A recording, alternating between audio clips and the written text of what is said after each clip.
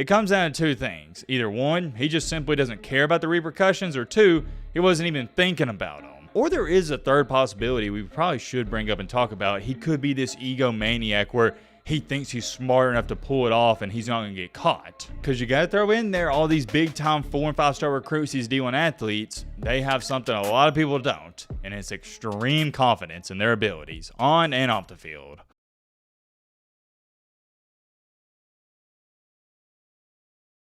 This is Marcus Williamson. He played in 47 football games for the Ohio State. Not too shabby if you had asked me, and I think it's more than safe to say he was a pretty decent player. But what you're looking at right here, this is also a picture of Mr. Marcus Williamson, and if you can't tell, it's a mugshot. You're probably sitting here wondering, Matt, what in the crap happened and what did he do? And that is a great question, and there's a long answer to it. Let's just say he made a lot of bad decisions, and you can't even give him the benefit of the doubt because some of the things he did, and we're going to talk all about it, they're terrible. What's really strange about all this as well is he called out his own school, Ohio State. It had a lot of Ohio State fans saying, dude, what is wrong with you? You need to chill out, and why are you even doing this? There's many questions people have been asking about this guy even till this day. But however, it all circles back to the one big question we're going to try to get to the bottom of in today's video. What really happened to Marcus Williamson?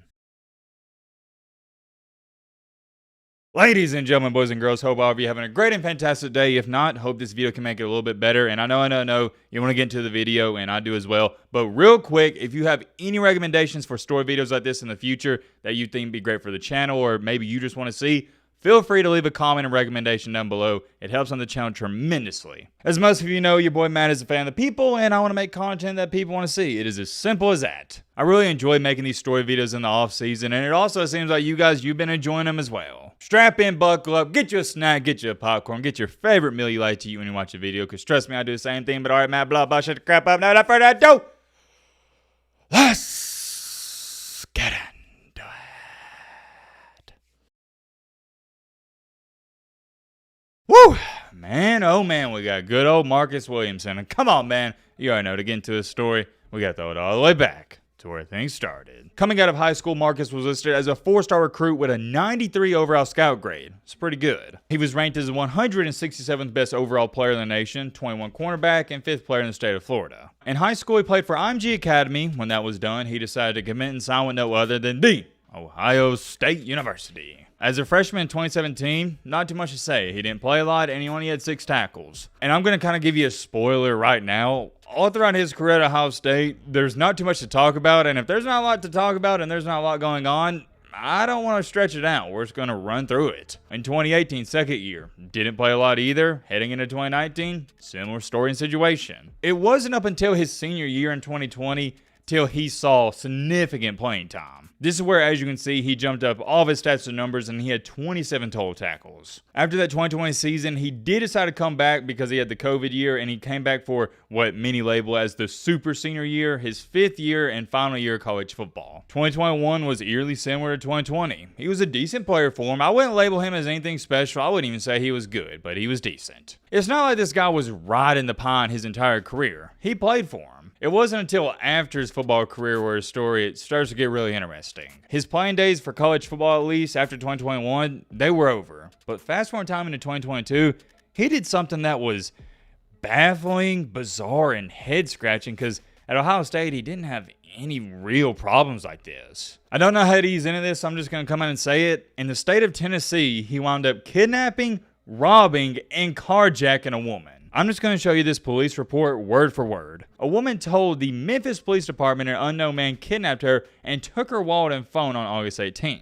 The victim told police the man, identified as 23-year-old Marcus Williamson, forced her to drive him to an ATM where he gave the victim her debit card back. Williamson then told the woman to withdraw $500 from the ATM, which she did. Continuing along, Williamson told the woman to get out of her vehicle and drove off. And check this out. The authorities found the woman's vehicle being driven by Williamson the following day, pulling into a car wash. When Williamson got out of the car wash, he exited the vehicle and was seen throwing away items into a trash can before officers arrested him. This is when the officers pulled the items out of the trash can and confirmed they belonged to the victim, the lady he stole the car from. When it was all said and done, Williamson was charged with 2 counts of aggravated robbery, aggravated kidnapping, and tampering with or fabricating evidence. One of the law firms representing Williamson sent a release stating Williamson's family is asking for privacy while they focus on his mental health and well-being. Just remember the mental health and well-being part that comes back into play in just a second. The family also retained another law firm to defend Williamson's criminal charges. Quote unquote, here's what the law firm released. We ask that the public and media respect the family's wishes as they deal with this matter. While Marcus played for a well-known college football program, he is still a young man who deserves empathy and due process. Remember, I'm going to remind you again, all that happened in 2022. Well, also in early 2022, he tweeted this out and it went semi-viral. Got over 3,000 retweets and 12,000 likes. I want to rap about my career as a young black college athlete at the highest level. As guidance for you go-getters coming up, shout out Westerville and those city kids chasing. And that's where he's from. He's shouting out his hometown. The thread continues, as a 17 early enrollee, Urban Meyer told me he'd ruin my effing life if he ever caught me smoking. The next one states, it makes you wonder, how much control do these institutions have over our young black boys? My first team meeting, True Story 2017, this photo was presented to us via PowerPoint to institute our building-wide rule of quote-unquote no hoods in the building. After said meeting, the freshmen and myself go to sign the hours of paperwork, essentially signing our rights as Americans over to OSU and the governing bodies. Shout out NIL, these boys can at least own their name now, sarcasm. But Marcus, they educate you. Ask any, in all caps, college athlete if they can take their studies as serious as they need with our athletic schedules. Most won't understand. Participate in your lecture/discussion in your 8 a.m. class after a mat drill at 6 a.m. Arrive at 5 if you're a freshman. Professor, my hands are bleeding from the rope pull, but you want me to grab my pencil? Come in with a plan. Find your value as an athlete and leader, but never let these people play you. Your gut will be checked as a man every day you step in the building. Nut up early. I was repeatedly pushed past my injuries as if I was completely expendable. You are. 2018, I used to wake up, put my shoulder in place, my apologies, and go to practice. They bandage you up like crap sweet. We'll say crap. Use your imagination. The industry is often silent because everyone is obviously chasing the big payday, but the injustices these players face just isn't right. We literally put our bodies and lives at risk with zero guarantee. Pay college football players like the minor league players that they already are. Pop quiz. What American industries rely on free black labor for the lucrative benefit of white men? Before we go any farther, let me pause right there, and there's more we got to read off. If you can't understand what's going down here, let me dumb this down. Mr. Marcus Williamson here was obviously upset, and he randomly just started to spaz off and go off because he feels like these universities, institutions, they're taking advantage of these black athletes. He was obviously feeling some type of way about it, and he decided to express himself. Let's continue along, though. Why don't you leave? Quit. Most of us have only been athletes our entire lives. This is how we try to feed our families and children. It's either play their game or have zero chance at the lottery. He posts a picture of him playing and states, nothing like playing ball in front of 100K. Some of the best human beings I know played on some of my teams, but we bond through the traumas we endure and the hardships we face to keep it 100. We play a violent sport for free, yet narratives like these want you to believe we're somehow soft or don't love the game if we use our leverage as athletes to make money. And he posted a video of It's Herb Street and Desmond and them where they were talking about NIL and all this going on where nowadays players are soft and they just want money and yada, yada, yada. I'm not going to get into all that. He follows that up and says, this is America. You work hard, you should be paid. College football players keep putting pressure on these institutions to make meaningful change in athletics in our communities. And I actually remember seeing some of these tweets at the time because it was a pretty big deal. A lot of people were talking about this. It's not like he was tweeting all this stuff out and nobody was seeing it. Every single tweet in this thread was getting at bare minimum 2,000 to 3,000 likes. And there's quite a bit of people in these comments that were agreeing with them. Check on this one, got over 400 likes. I am going to use the screenshots I took of your thread to talk about capitalism, racism, and connections between humans. Thank you for sharing. You are wise and brave to critique your experience. After this Twitter thread, he also posted tweets like this. Coach Meyer, what's up? This is when Ohio State fans are like, yeah, something's wrong with this guy. He needs help, and I think he's drunk. He also posted this tweet. And by the way, all these tweets are in one night. Recruits, in all caps, watch out for a lot of these coaches. This can be a crappy business with crappy individuals. Use wisdom and, never seen that word in my life, when visiting schools. I believe how you say that word is discernment, but yeah, I have never seen that. Who even uses that word? The point is, in this tweet, he was throwing some shade at Ohio State, and Ohio State fans, they weren't too fond of it. I'll pop up some of the comments right here. They were saying stuff like, man, what's wrong with you? This guy needs help, and why are you crapping on our Buckeyes? Shortly after he tweeted all that stuff out, that is when he kidnapped the woman, stole his car, and did all that crazy stuff. Well, then guess what? Only about roughly 10 days ago, as to when I'm speaking and making this video, on April 27th in 2024, he got arrested for trying to rob a bank. And not only did he just try to rob one bank, he was a suspect in not 1, not 2, not 3, not 4, not 5, not 6, not 7, but 9 bank robberies. Sorry I'm laughing, but listen to this. So when he went to rob this one bank, not the bank robberies he's a suspect for, but when he went to rob the first bank, he gave the bank teller a note. In this note, he demanded money. There wasn't a specific amount that got leaked out to the public. He just demanded some money, and also he made it clear that he was armed. And this is where, and I'll get to this in just a second, I just shake my head, and I just wonder how some people think, and I'm glad I don't think the way they do. Or actually, you know what it is? I don't think they are thinking. So the bank teller gives him the money, right? Okay, step number 1, check. Well, he takes the money, and you would think if you're going to rob a bank, you'd have some escape car or some secret helicopter waiting for you. But no, he just took the money and ran out of the bank. He's running down the street. Like, come on, man. I'm not a professional bank robber, and I've never thought about robbing a bank for a split second in my life.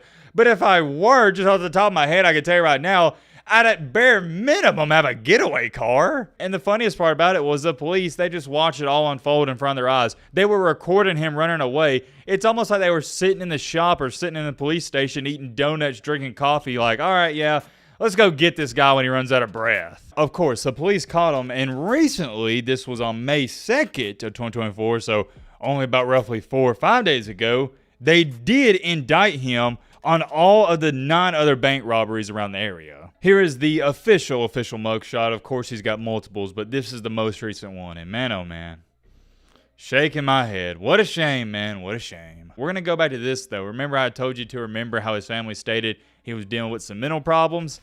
Well, let's talk about it. Marcus Williamson played football at Ohio State for 5 years. That's a long time.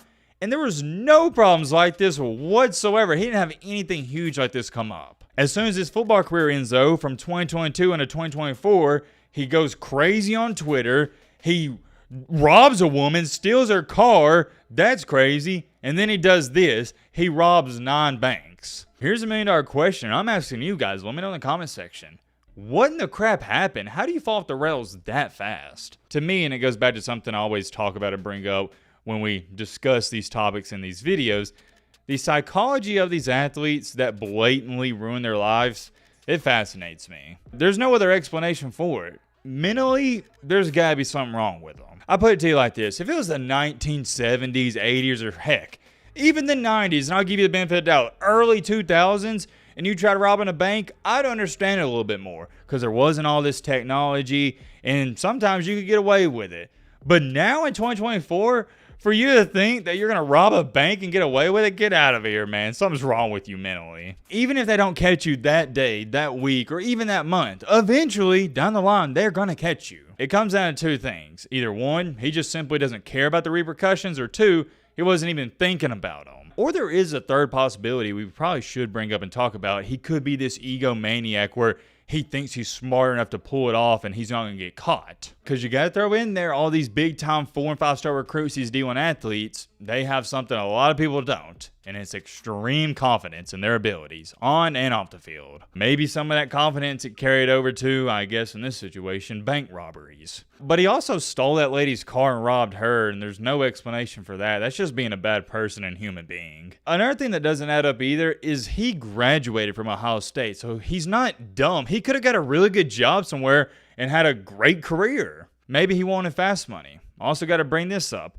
There's a possibility that he was mad at the world that he didn't make it to the NFL, so he decided to take his anger out. It seemed like the whole Twitter rant he went on, it was for one thing and one thing only: money. He was mad because he felt like these institutions and universities, they were taking advantage of players. But even that argument doesn't make too much sense because he wasn't even a good player.